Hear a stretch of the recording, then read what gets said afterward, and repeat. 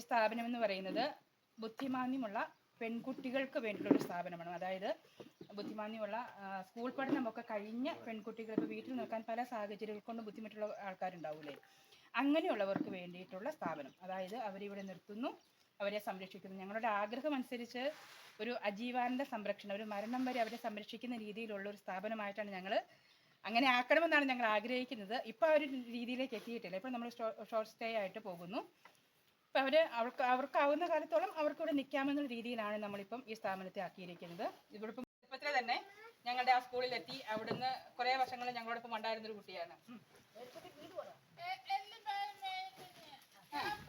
വീട് നേരത്തെ ഗൂഡല്ലൂരായിരുന്നു. അപ്പം ഞങ്ങൾ അയൽവാസികളായിരുന്നു. പഠിച്ചതൊക്കെ കേരളത്തിലാണ്. ഞാൻ 7ാം ക്ലാസ്സിൽ നിന്ന് ഗൂഡല്ലൂർക്ക് വന്നു.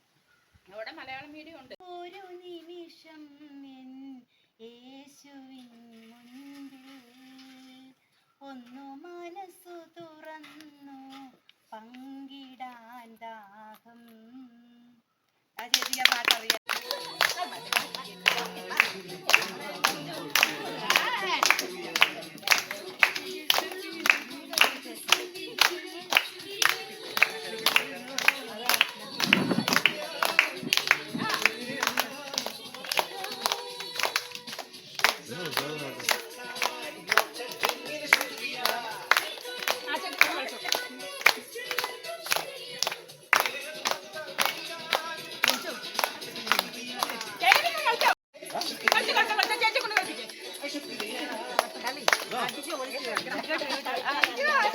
ചേച്ചിയുടെ കയ്യൊന്നും പിടിച്ചല്ലേ?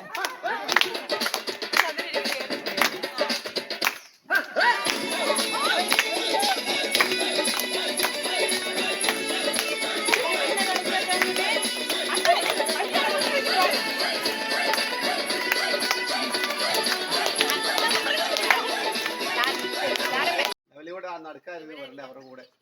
ഒരു മിനിറ്റ് ചേച്ചി